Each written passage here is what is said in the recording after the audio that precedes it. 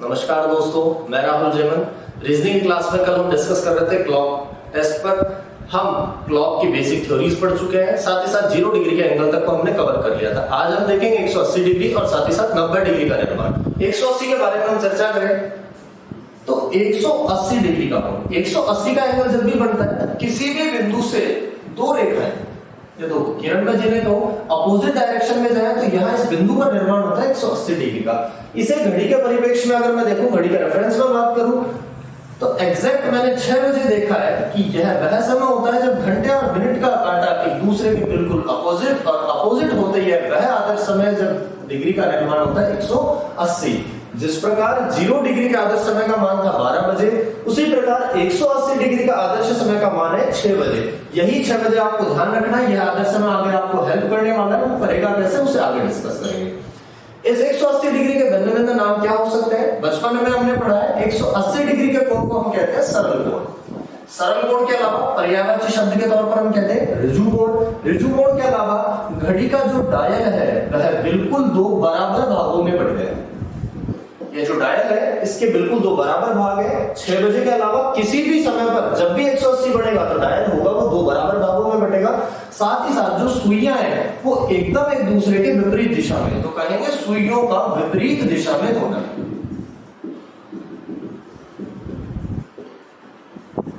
तो कंफ्यूज नहीं होना, अलग अलग नाम भी आपको ध्यान रखना है। वो किसी भी प्रकार का नाम लेकर आपसे कह सकता है, अर्थात मतलब सेम रहेगा 180। वापस से आदर्श समय इसका 6 बजे।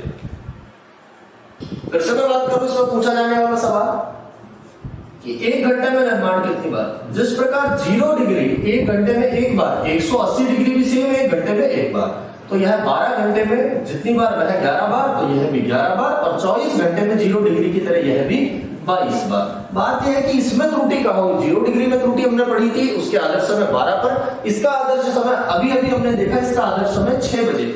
6 का जो अंक है वह किस किस के बीच में है? 6 से जस्ट पहले है 5 और जस्ट बाद में है 7। तो 5 से 7 ये वो 2 घंटे हैं जब 180 डिग्री का कोण 2 घंटे में 2 की बजाय केवल और केवल कितनी बार? एक बार, और वह समय आपका 6 बजे। तो ध्यान रखना है कि 1 घंटे, 12 घंटे, 24 घंटे, 0 डिग्री भी समान 1, 11 और 22 बार, और 180 डिग्री भी 1, 11 और 22 बार। 0 डिग्री का आदर्श समय कल हमने पढ़ा था वह था 12 बजे, और 180 डिग्री का आदर्श समय हमने पढ़ा आज 6 बजे। नोट डाउन कीजिए इन चीजों को। सेम कल की तरह मैं कहूं 5 से 6 के बीच, तो बीच का मतलब गलती नहीं करनी, वापस से जवाब रहेगा 0, क्योंकि बीच का मतलब ना 5 को काउंट करेंगे ना ही 6 को। साथ ही साथ मैं कहूं 6 से 7 तक, तो तक का मतलब शुरुआत 6 से करूंगा और 7 तक जाऊंगा तो 6 को भी काउंट करूंगा और 7 को भी। तो इस बार जवाब होगा मेरा 1। क्यों? क्योंकि हम इस बार काउंट कर रहे हैं 6 को। सवाल के तौर पर मैं कहूं मध्य रात्रि 12 बजे से दोपहर 12 बजे तक कितनी बार 180 डिग्री का निर्माण होता है? तो देखेंगे 12 और यहां 12 से 1 की दिक्कत 180 डिग्री में होती नहीं, यह डिग्री की दिक्कत करती है 0 डिग्री में। 1 से 2 में कोई दिक्कत नहीं, 3, 4, 5। अभी अभी पढ़ा 5 से 7 के बीच का यह स्लॉट 2 की बजाय केवल और केवल निर्माण कर रहा है एक बार। 7 से 8 बनता है, 9, 10, 11, 12, कोई दिक्कत नहीं। 1, 2, 3, 4, 5, 6, 7, 8, 9, 10 और 11। इसी प्रश्न के लिए मैंने देखा था कि 0 डिग्री में यहां जवाब आ रहा था 10 और यहां आ रहा है 11। नोट डाउन कीजिए इसे। अब आगे देखेंगे, कोई भी आपको स्लॉट दे देगा घंटे का, जिस प्रकार 0 डिग्री में पढ़ा था हमने, वह कहेगा कि जैसे कहा मैंने कि 8 से 9 के बीच का वह टाइम बताइए जब दोनों सुइयों के मध्य में बनता है 180 डिग्री। तो जो भी टाइम होगा हम कहेंगे कि 8:11 मिनट ज्ञात करने के लिए वापस फॉर्मूला है यहां से 60/11 और गुणा यहां पर है प्रथम समय, परंतु यहां पर इस बार हो गया प्लस माइनस। यहां प्लस माइनस वही संख्या है जो इनका आदर्श समय और आदर्श समय क्या पढ़ा हमने 6। अब बात है कि प्लस ले, माइनस ले या दोनों ले। दोनों इसलिए नहीं ले सकते क्योंकि जो 180 डिग्री का एंगल है 1 घंटे में बनता है एक बार, अर्थात हमें वैल्यू का मान चाहिए केवल 1। तो या तो मैं प्लस ही लूंगा या लूंगा मैं माइनस। प्लस कब, माइनस कब? यदि समय 6 से पहले का, तो 6 से पहले के समय में तो लूंगा मैं प्लस, और यदि समय 6 से बाद का हो तो बाद के में लूंगा मैं माइनस। माना कि मैं इसे भी भूल गया कि कब मैं प्लस लेने वाला हूं, कब मैं माइनस लेने वाला हूं। इसे नोट डाउन कीजिए, आगे क्वेश्चन देखते हैं। अब मुझे वैल्यू निकालनी है कि 8 से 9 के बीच में क्या समय जब 180 डिग्री बन रहा है। तो मैंने कहा कि 8 बजकर कुछ मिनट में मिनट ज्ञात करूंगा 60/11। प्रथम समय क्या है यहाँ पर, प्रथम समय है यहाँ पर 8 प्लस माइनस 6। बात है कि प्लस लूं या माइनस, भूल गया मैं कि पहले कब था बाद में कब था। मैंने सोचा प्लस लूं, तो 8 और 6 हो गया समय 14। 14 तो घड़ी में बजते नहीं, घड़ी में बजता है केवल 12 बजे तक। तो मुझे पता चला कि यहाँ निश्चित तौर पर प्लस नहीं आने वाला, क्या आने वाला माइनस। 8 में से 6 गया, वैलिड वैल्यू है। 8 में से 6 गया तो 2 को गुणा करा मैंने 60 से 120, और 120 में 11 का भाग लगाया मैंने, तो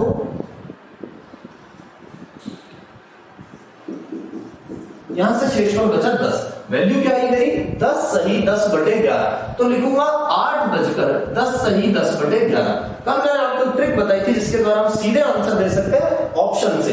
कहा था मैंने इस 10 का तो लूंगा मैं इकाई का, यूनिट डिजिट लिया मैंने 0, और यहां से इस अंश को लिया मैंने पूरा, तो 10 और 0 वापस से योग आ गया मेरा 10। नोट डाउन कीजिए इसे। अब कुछ स्टूडेंट्स के मन में आ रहा होगा समय आ जाए 6 से 7 के बीच, तो 6 से 7 के बीच, 6 से 7 के बीच का अगर मुझे निकालना है तो 6 बजकर कुछ ना कुछ मिनट रही होंगी। 60/11 प्रथम समय लूंगा मैं 6 प्लस माइनस 6। अगर मैं यहां देखूं कि आप प्लस लेंगे या माइनस लेंगे, ना तो समय 6 से पहले का है ना बाद का है, क्योंकि एग्जैक्ट वैल्यू 6। अगर मैं 6 में से 6 घटा देता हूं तो बचता है 0, और 0 लिखते हैं यहां पर संपूर्ण वैल्यू हो गई 0। तो 6 बजकर 0 मिनट, अर्थात जो वैल्यू हमने पढ़ी थी 6 बजे, तो आंसर होगा हमारा 6। और अगर आपने प्लस ले लिया तो 6 और 6 12। ऊपर वैल्यू रहेगी मेरी 12, नीचे रहेगा मेरा 11। अगर मैं 12 में 11 का भाग देता हूं तो निश्चित तौर पर वैल्यू आने वाली है 1 से अधिक, और 1 से अधिक की संख्या को अगर मैं 60 से गुणा करता हूं तो मिनट्स का मान हो जाता है 60 से ज्यादा, जो कि इनवैलिड है। तो 6 से 7 के बीच अभी हमने पढ़ा था बीच में 180 का निर्माण नहीं होता, तो जवाब रहेगा निर्माण नहीं होता। आई होप कि अब 180 डिग्री आप कर सकते हैं। अब हम डिस्कस करेंगे 90 डिग्री का कोण। 90 डिग्री अर्थात राइट एंगल। राइट एंगल का मतलब हुआ कि वह समय जब दोनों के बीच 90 डिग्री हो, या सुइयां एक दूसरे से समकोण पर हो, या समकोण के अलावा मैं अन्य नाम कह सकता हूं कि सुइयां एक दूसरे से लंबवत हो। तो सबसे बेहतर टाइम देखा है कि या तो 3 बज जाए या घड़ी में 9 बज जाए। तो या तो 3 बजे का समय या फिर 9 बजे का समय, ये वे दो समय हैं जब यहाँ पर निर्माण होता है 90 डिग्री। तो यहां से मैंने देखा कि आदर्श समय इस बार हो जाएगा कितना, 3 बजे भी इसका आदर्श है, और साथ ही साथ इसका आदर्श समय है 9 बजे भी। 9 और 3 इसके दो आदर्श समय। ये आदर्श समय आगे आपको हेल्प करने वाले हैं। ये वही त्रुटि है जहां पर आपकी कमियां होती हैं कि 1 घंटे में कितनी बार, 12 घंटे में कितनी बार। ये होगा 90। जैसे मुझे पता है कि हमने अभी पढ़ा कि 180 डिग्री का कोण 1 घंटे में एक बार। अगर मैं 180 डिग्री की बात करूं तो कुछ इस प्रकार से रहा है। 180 डिग्री अगर 1 घंटे में एक बार, तो 180 के 2 बराबर कितने करूं तो 90 के। तो जिस प्रकार 1 घंटे में एक बार 180 बनता है, तो उसी प्रकार 90 डिग्री वो 1 घंटे में बनने लगा 2 बार। तो सिंपल सा कि साहब 1 घंटे में कितनी बार, तो 1 घंटे में ये बना 2 बार, क्योंकि जस्ट डबल हो गया। 12 घंटे में 11 की बजाय बनने लगा 22 बार, और 24 घंटे में बनने लगा 44 बार। ये वैल्यू आप ध्यान रखेंगे, स्पेशली पूछा गया 3, 4, 5 सालों में जब भी कैलेंडर पूछा गया तो इससे सवाल पूछा गया। 1 घंटे में 2 बार, 12 और 24। 0 और 180 समान, परंतु 90 इनका जस्ट हो जाता है डबल। बात यह कि त्रुटि कहां हुई, त्रुटि होती है इनके आदर्श समय पर। आदर्श समय क्या है 3, और साथ ही साथ है दूसरा 9। 3 जो है किस किस के बीच में है, 2 और 4 के। 9 किस किस के बीच में, 8 और 10 के। 8 से 10 घंटे हुए 2। 1 घंटे में अगर 2 बार, तो 2 घंटे में बनना चाहिए था 4 बार, परंतु 4 बार की बजाय वह केवल और केवल बनता है 3 बार। 3 बार, साथ ही साथ 2 से 4 के बीच वही 2 घंटे, 2 घंटे में 4 की बजाय बनता है 3 बार। तो मैं अगर 12 घंटे के स्लॉट को लूं तो एक बार तो कमी 4 से 3 में हुई, तो एक बार कमी, दूसरी कमी यहाँ एक बार कमी, एक और एक कमी हुई 2 की। तो 12 घंटे में 12 गुना 24 होने चाहिए थे, परंतु 24 में से 2 कम होते ही होगा मेरा 22 बार। नोट डाउन कीजिए इस चीज को। अब देखेंगे किसी भी समय अंतराल अर्थात 1 घंटे का कोई भी समय, उसमें आपसे वैल्यूज पूछेगा कि 90 डिग्री कब कब बना है। मैंने लिख लिया कोई भी समय, आप मन से ले सकते हैं। जैसे मैंने कहा कि 1 से 2 के बीच 90 डिग्री का कोण, वह क्या क्या समय है जब 90 डिग्री का निर्माण होता है। तो मैं कहूंगा कि 1 बजकर कुछ मिनट्स पर। मिनट्स निकालने का फॉर्मूला है 60/11।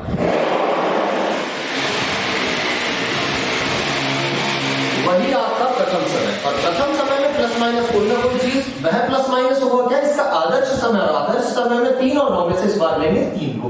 अगर यही प्रश्न 180 डिग्री के लिए बनता तो यहाँ प्लस माइनस में होता 6। अब बात है कि प्लस लूं, माइनस लूं या दोनों लूं। अब गौर करने वाली बात है, यहाँ हम इस बार ले रहे हैं दोनों को। क्यों? क्योंकि 180 डिग्री का कोण 1 घंटे में केवल एक बार, परंतु 90 डिग्री का कोण जो होता है वह 1 घंटे में बनता है 2 बार। एक मान तो मुझे प्लस से मिलेगा, साथ ही साथ एक मान मुझे माइनस से मिलेगा। अब बात है कि प्लस कब लेंगे, माइनस। अगर आपने प्लस लिया और प्लस लेने पर यदि आपका मान हो गया 11 से ज्यादा, कब? जब आपने लिया है प्लस।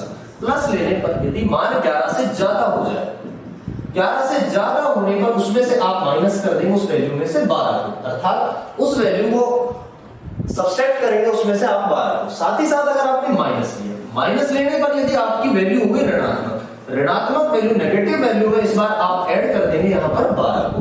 आप फिर से भूल गए कि किस प्रकार वैल्यू चेंज करनी है। जिस प्रकार हम रेलवे के समय को बचपन में पढ़ा करते थे कि रेलवे के समय को घड़ी के समय में कैसे परिवर्तन करते हैं। जैसे कि मैंने कहा कि 18 बज रहे, 18 बजने का मतलब सीधा सीधा है कि 18 का मतलब 18 में से 12 को घटाते हैं तो घड़ी के अनुसार बज गए 6। उसी प्रकार यहां पर सेम चीजें करनी है। अब मैं वैल्यू लिख रहा हूं कि 1 से 2 बजे के बीच वो क्या क्या समय है जब आपका 90 डिग्री का कोण बना है। सर्वप्रथम मैं ले रहा हूं यहां से प्लस लूंगा अगर मैं, तो प्लस लिया तो मैंने 60/11 प्रथम समय यहां पर 1 और प्लस लूंगा तो 3, 1 और 3 हो गया मेरा 4 एक वैलिड वैल्यू है। 4 को गुणा करा 60 से 240 भाग 11, 11 दूना 22, ऐसे बचा 20, 11 एकम 11। एक समय आ गया मेरा 1:21 सही 9/11। ये तो एक वैल्यू है जब हमने लिया प्लस। नेक्स्ट वैल्यू जब माइनस लेंगे हम, माइनस अगर मैंने लिया तो 60/11 प्रथम समय है 1 और -3। जैसे ही 1 -3 किया मैंने तो -2 और ऋणात्मक वैल्यू को पॉजिटिव करने के लिए उसमें हम जोड़ देते हैं 12। क्यों? क्योंकि -2 की जो वैल्यू है वह घड़ी में किसी भी प्रकार नहीं होती। तो -2 को मैंने अगर इसे पॉजिटिव बनाया तो -2 और प्लस के 12 हो गया 10, 10 गुना 60 हो गया 600। और 600 का मतलब आपका होता है कैलकुलेशन में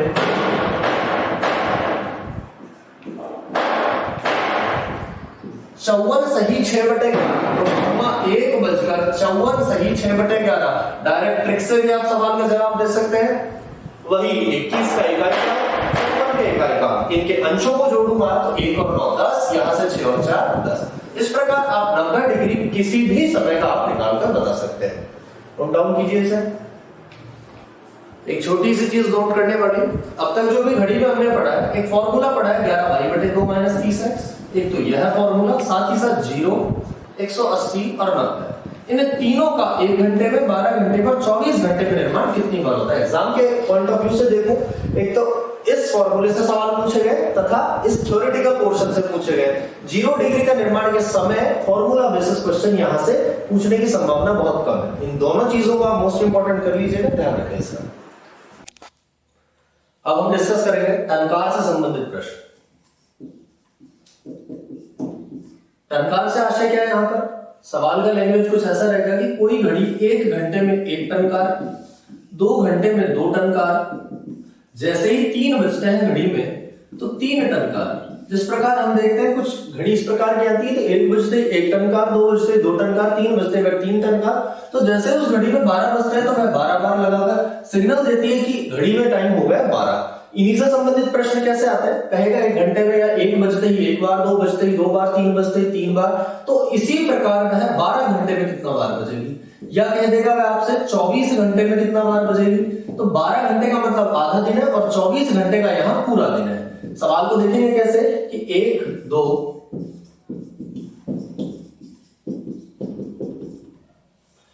ये मैंने दे दिया समय के अनुसार अगर मैंने टनकार बजाई तो 1 बजते ही 1 बार, उसी प्रकार 2 पे 2, 3 पे 3, 4, 5, 6, 7, 8, 9, 10, 11 और 12। अगर घड़ी 12 बजे तक का समय बताए तो इस प्रकार से अगर मैं सभी टनकारों का योग करूं तो 1, 2, 3, 4, 5, 6 कंटिन्यूअसली 12 तक मैं योग करता हूं तो इसका योग आता है 78 बार। तो 12 घंटे में यह सवाल आपका जवाब देगा कि यह टनकार बजती है 78 बार।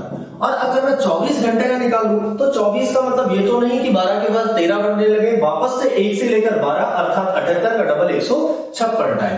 ये दोनों वैल्यूज आपको सीधा का सीधा याद रखनी है, 12 घंटे में 78 बार और 24 घंटे में 156। कई बार इजी क्वेश्चंस आते हैं तो 12 या 24 घंटे का पूछ लेता है, नहीं तो अलग अलग समय देता है, उन्हें डिस्कस करेंगे आगे। पहले ये नोट डाउन कीजिए आप।